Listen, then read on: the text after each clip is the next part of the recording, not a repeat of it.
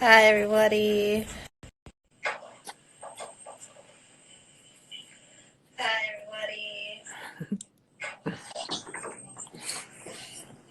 Perfect. I think we are all set up now. Just give us a couple minutes to get on the Facebook Live. Nice. Peace, everybody. Happy Tuesday. I hope you all are having a beautiful week. Happy Black History Month.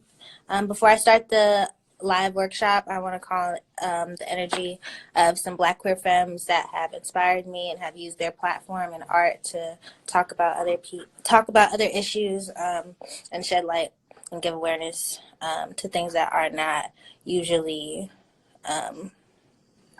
shed light on with art. So Audre Lorde, Janelle Monáe, Nina Simone, Maya Angelou, Nikki Giovanni, Toni Morrison, all of that. I want to call their energy into the space. And then we can just get started. I'll introduce myself a little bit more. My name is Sollikesoul. That is my artist name. Most people call me Soul. And I am one of the social media influencers here at Whitman-Walker, and I'm an employee now. So that is something to be really grateful for. I'm really excited to be a part of a platform that is encouraging all people to get more information on PrEP and what you can do to stay informed on your sexual health. When I was first coming in to myself as a young woman, I had a lot of questions about my sexuality and just had a lot of questions about my sexuality and just how to talk about gender identity and things like that. And I had a lot of questions that people necessarily couldn't answer, and I was a little bit too scared to ask for myself, because I come from an African background, and even in the Black American community, it's not very common for people to talk to their kids about sex or even really talk to them about health and going to the hospital as often as you see other cultures and communities.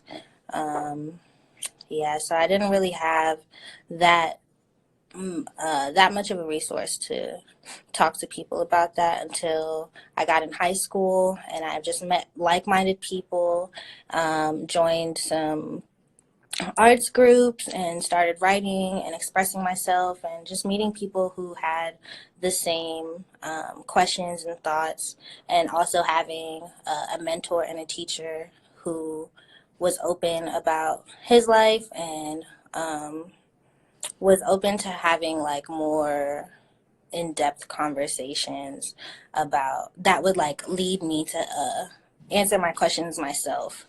Yeah. I have some notes here, so I'm not even gonna front like I'm talking to you guys like this, like I know everything. I have notes here that I want to follow, but this is a conversation, so feel free to ask me any questions that you guys may have about anything that I say. I do have like some identity and orientation definitions, but I just want to say that all of these are not like definite, and whatever you identify as and whatever you want to be identified as is up to you, and we all have to respect that at the end of the day. So I just want to say that first. Let me tell you guys a little bit about how I got involved with Whitman-Walker to begin with. My story with Whitman-Walker goes back before I was even a part of the team, before I even knew Dwayne. I met a peer educator at my high school in my 10th grade English class, and we became really close friends. And she used to like come to school with the Real Talk book bags and have the condoms and like would be passing them out. And I was always just like, what are you doing? Like, that seems so taboo to be doing. And people would kind of look at her like she must be promiscuous, or she must be like just wanting attention or something, but she was really just trying to help everybody, because a lot of people weren't talking about that, and a lot of people weren't talking about being safe in general when it came to sex. So I learned a lot from her. She was always inviting me to Floetic Fridays, and I couldn't always make it out. But she always encouraged me to like come through. And then the closer we got, the more information she gave me about Real Talk and the youth services and all the testing and HIV testings that they offer with their Floetic Friday event. And then years later, I ended up meeting Dwayne B., who is the Floetic Friday and Uptown coordinator. And he brought me on to the Floetic Uptown team. Sorry, Facebook. He brought me onto the Floetic Uptown team, and I have been hosting their open mic at 1525 14th Street every second Friday for the past 2 going on 3 years. And ever since then, it's just been like a growing relationship with Whitman-Walker. And now I'm a social media influencer. I'm also working in the corner, which is the cultural center at Whitman-Walker. It's downstairs at this building at the Liz. And I can tell you guys more information about that, but we want to get back to the nitty-gritty of the live online workshop. Hi, Landon.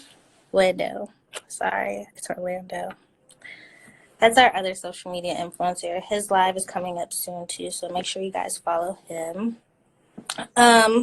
So some of the LGBTQ identities I want to go over are a lesbian and gay. So a lesbian is a woman who is attracted emotionally and sexually to other women. And a gay person is a man who is attracted emotionally and sexually to other men. And if you guys have any questions about the definitions, or if you have any thoughts that you want to add about what being a lesbian is or being gay is, please feel free to add them.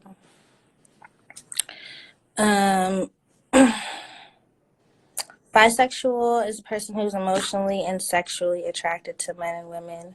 And I feel like when I was coming into like bisexuality, I had related to that most. It's like the most common one. That is a good question. It is like one of the more common terms to be talked about when people are trying to decide whether they're like within the spectrum of heterosexual and lesbian and gay. And it took me a while to even realize that I didn't fit into any of the identities that I saw were directly were directly given to us as kids or as teenagers. Somebody asked, can I be gay and a lesbian?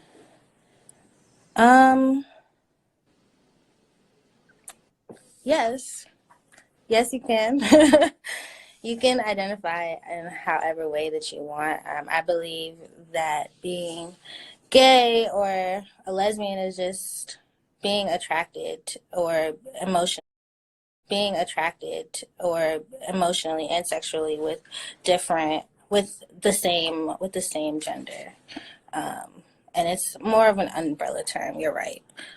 Kevy T49, you are right. It is more of an umbrella term. So yes, you can.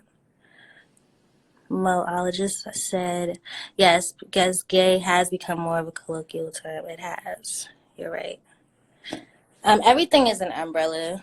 Everything is an umbrella. It's really just giving these definitions so that some people can start to ask themselves and to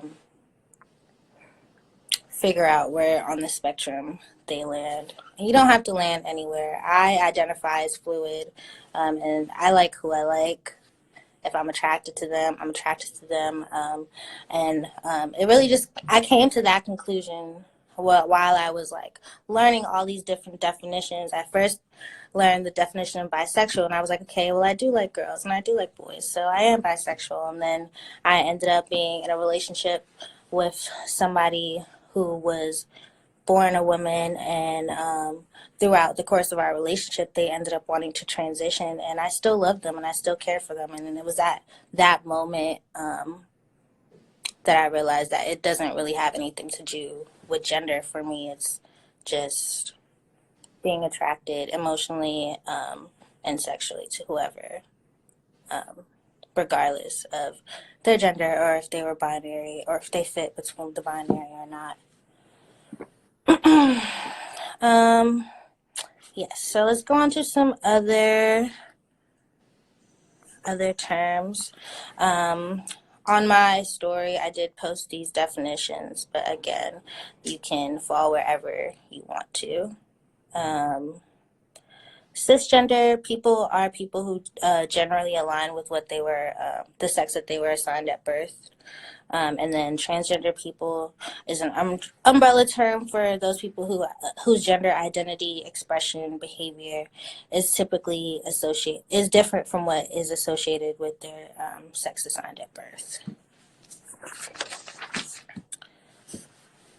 And queer is also another umbrella term for people on the spectrum of gender identity and expression, as well as sexual orientation.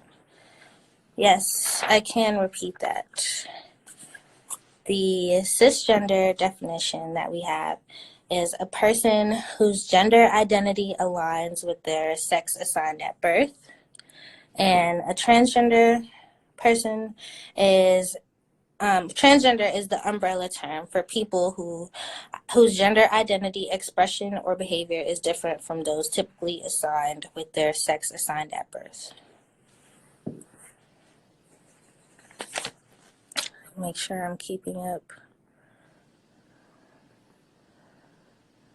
Okay.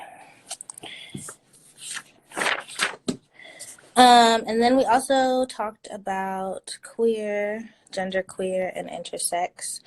Those were some of the other definitions that I shared on my story, and also on the Whitman-Walker IG story. Queer is an umbrella term for folks on the spectrum of gender identity and expression, as well as sexual orientation. So some people might identify themselves as queer just in relation to their orientation, and also in relation to their identity. Genderqueer, gender fluid, and non-binary is a person who rejects the binary of male and female genders and often blurs the traditional distinction between male and female.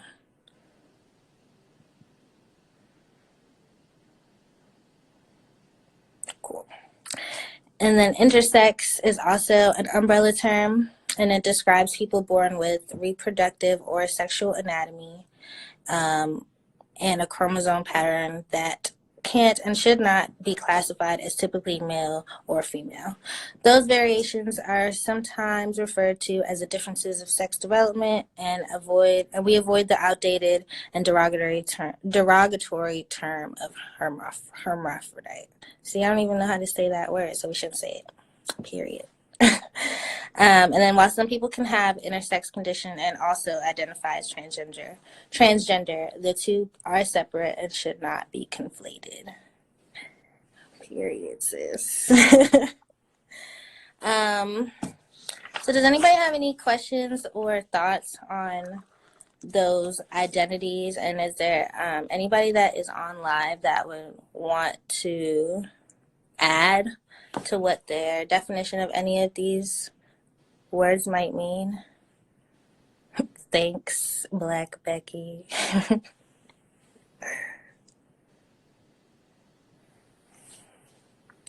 give you guys a couple seconds to think about it.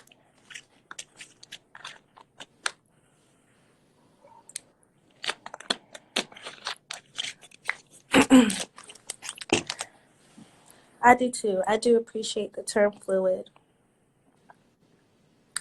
Hello, Damien Ministries. Thanks for joining our live. All right. Well, I'm going to keep it moving. Exactly. A Touch of Tuye said, sexuality is on a spectrum and we shouldn't be placed in boxes, and I totally agree. There was a question that asked, are LGBTQ people more what's going on today? Susceptible to STIs? And we wanted to say that anyone who is sexually active is at risk of contracting an STD or STI. And research shows that men who have sex with men, as well as trans women who have sex with men, have increased rates of syphilis, gonorrhea, and chlamydia infections. But again, if you're sexually active with more than one partner, it's important to get tested every 3 to 6 months. Even if you're in a monogamous relationship with only one sex partner, testing once a year is recommended. And we should all be getting tested, especially in a time where where condomless sex is so like normalized. You never know. So just stay protected, and keep getting tested as often as you can, especially when changing partners and things like that. STIs and STDs are not the same thing. Disease implies symptoms, while infections can be asymptomatic. And STI and STD are often used interchangeably, with STD being more commonly used, but STI is the more accurate term.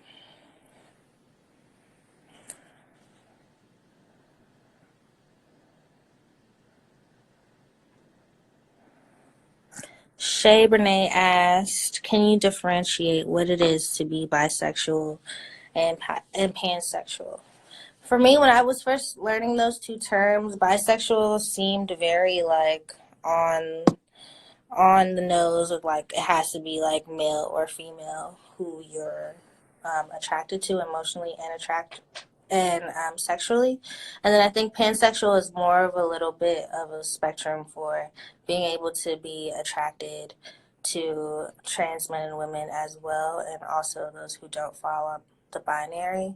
But in the sense of pansexual, for me, I still kind of felt like it was boxing in and excluding like a group of people that might not like identify within the binary, whether they were trans or cisgendered. Because a lot of people even now aren't necessarily trans or don't necessarily identify as trans, but they also aren't identifying as cisgendered, and they're just fluid in their own gender. And I don't know if there's like a term for that yet, and it's not like it wouldn't. If it is, it's not. I don't think it's under the pansexual definition. So that's why I stick with fluid. Can you elaborate on PrEP? I will. I do have some PrEP information for you. And we also have some PrEP information that you can come and get. We have little pamphlets too. I actually don't have an example of them, but if you come to our Floetic For the Love of You edition at Busboys Anacostia next week, we will have some pamphlets. I'll also have these probably, and maybe we'll be giving these little prep for DC keychains. Yes. Another question that was asked was, does having an STI mean you'll eventually get HIV or AIDS too? And we wanted to say that there is no definitive road to HIV or AIDS from having an STI. A positive STI diagnosis does not mean that someone will become HIV positive, yet a positive STI diagnosis does increase the likelihood of becoming HIV positive and vice versa. For Busboys, it's next Friday. Oh, no. It's this Friday. Sorry. It's a little late in the day for me. Are there any other questions about STIs and STDs, just as far as differences and definitions?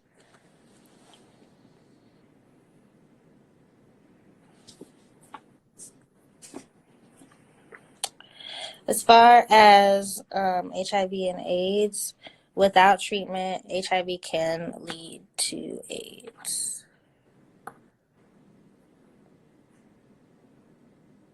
Yes, For the Love of You will be at Busboys and Poets Anacostia from 5:30 to 8 o'clock this Friday on Valentine's Day.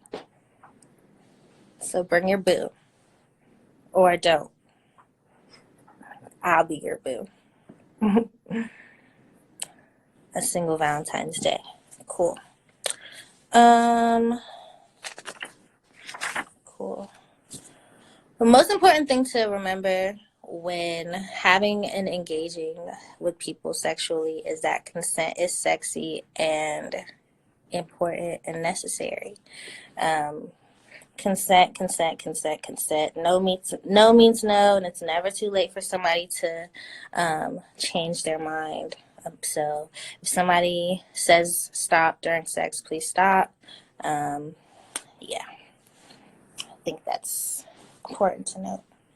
So some ways that you can prevent HIV and STIs is just to stay protected, do some HIV and STI screening and treatments. We offer those services here at Whitman-Walker. We have a few locations that do that. We have our HIV testing hours at the 1525 14th Street, which is the main clinic. It's from 9 to 6 on Monday and Wednesday. It's a free walking service. Tuesday and Friday from 9 to 5. Thursday 9 to 12:30 and 2:30 to 5 p.m. And that's at the 1525 14th Street location.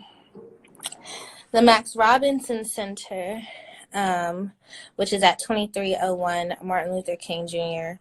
Ave Southeast, has Monday through Thursday testing from 9 a.m. to 12:30, and then again from 1:30 to 5 p.m. And then Fridays from 9 a.m. to 12:30, and then 1:30 p.m. to 4 p.m.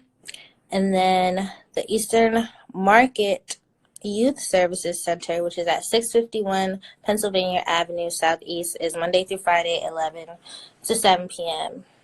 And the STI testing hours are 11 to 7 p.m., again at the Eastern Market Youth Services Center. The Max Robinson Center, which is 2301 Martin Luther King Jr. Avenue Southeast, is Monday and Tuesday, 9 a.m. through 11:45 a.m. and then 1:30 to 4:30 p.m. Wednesday, 9 a.m. to 11:45 a.m., 2 p.m.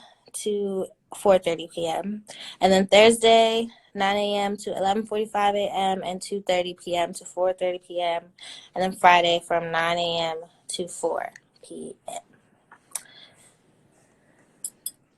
And then the 1525 STI testing hours are Monday through Wednesday and Friday, 9 a.m. to 4 p.m. And then Thursdays, 9 a.m. to 12:30 p.m., 2:30 to 4 p.m.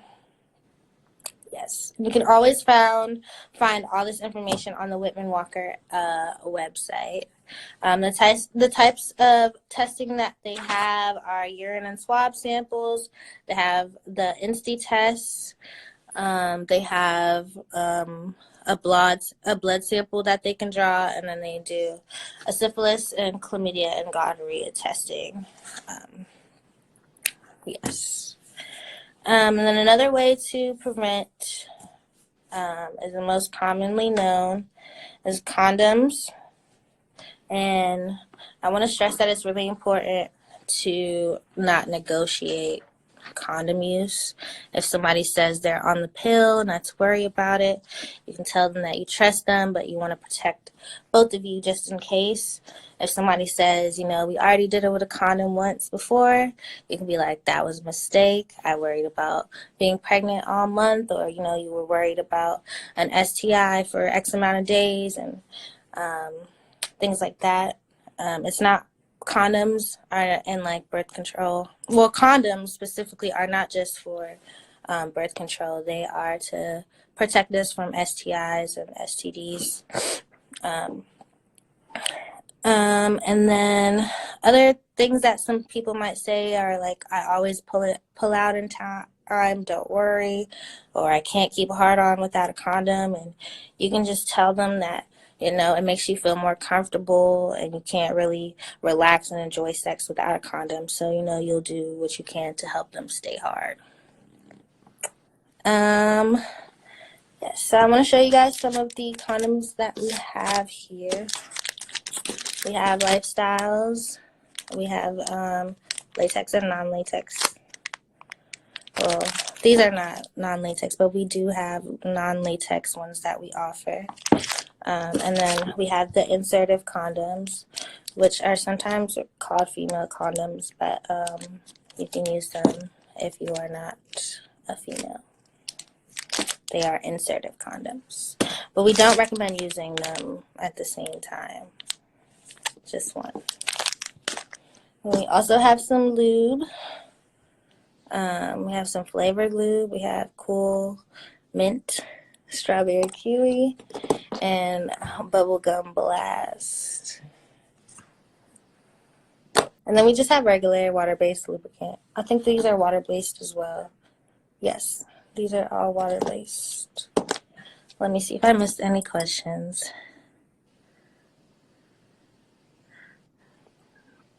Thanks, Mar. It's Clapback from Fenty. Yes, no negotiations about condoms, or they can leave. Exactly. Consent is sexy and necessary.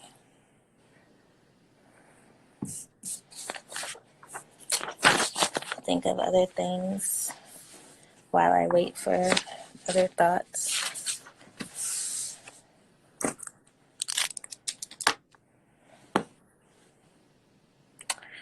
Okay. Yes. Yes. Can I get on PrEP as a woman? I believe so. I believe everybody can get on PrEP. It is for all of us, men, women. Yes, PrEP is a daily pill that can be taken to prevent against HIV. It's 92% effective. Sorry. It's 92% effective, and you can ask your doctor, you can ask your HIV counselor for more info, but you should definitely ask Whitman-Walker. Go on the website. Stop by any of our clinics if you want some more information. Stop by any of our events. Be on the lookout for our mobile health pop-up events that we have. We're always carrying pamphlets and information, and somebody can definitely ask anybody from the Whitman-Walker team, and they can give you more information. You can also visit the prepfordc.com. It's PREP for DC.com. One thing that we should note, though, is PrEP is only for HIV. It does not protect against STIs and STDs. Somebody had asked, do you have any more questions, Becky, about PrEP? Anything that we can clarify for you?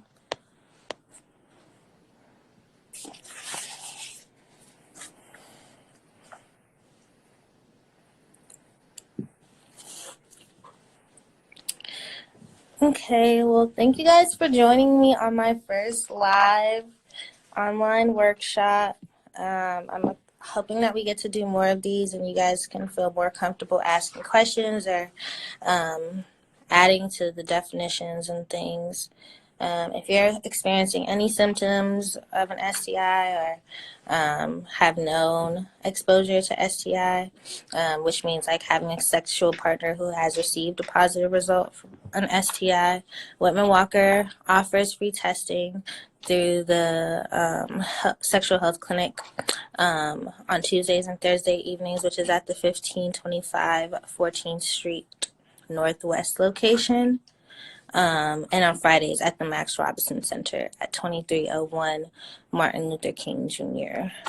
Southeast. And Wednesdays. And Wednesdays at the 1525 at the Max Robinson Center. 1 through 6. Thanks, Mo. Thanks, Mo. For the Tuesday and Thursday testing days, just be sure to arrive by 3:30, between 3:30 and 4 p.m. at the 1525 clinic, and then return by 5 to be seen in the order that everybody came in. There's a lot of traffic at that one since it's the main facility, so just be sure you can come in at a time where you can reserve your spot to get tested. And then at the Max Robinson Center, there's no need to arrive earlier than 2 p.m. So anybody can come from 2 to 4 p.m. for those same services. Within the schedule. To Wednesdays. Sorry, guys. It's the Wednesday. It's Wednesdays 2 to 4. Anyway, anything that I was a little bit wrong about, we will clarify, and I will post on my social media as well. Whitman-Walker. If there's anything that we want to clarify from this live, it's Wednesdays and Fridays at the Max Robinson Center between 2 and 4 for those same STI testings. So yeah, I just wanted to express and share this information that I've learned and I'm still learning. And over the course of the next few months, I'll be doing a few more lives on different topics and using my own experiences as well as like the knowledge and the information that that the Whitman-Walker team gives to me. And I am always at, a lot of these community events, so we can always chat more there. All right. Yes. So that is it. Happy Black History Month. I hope you guys all are enjoying it and celebrating those who came before us and paved the way for us.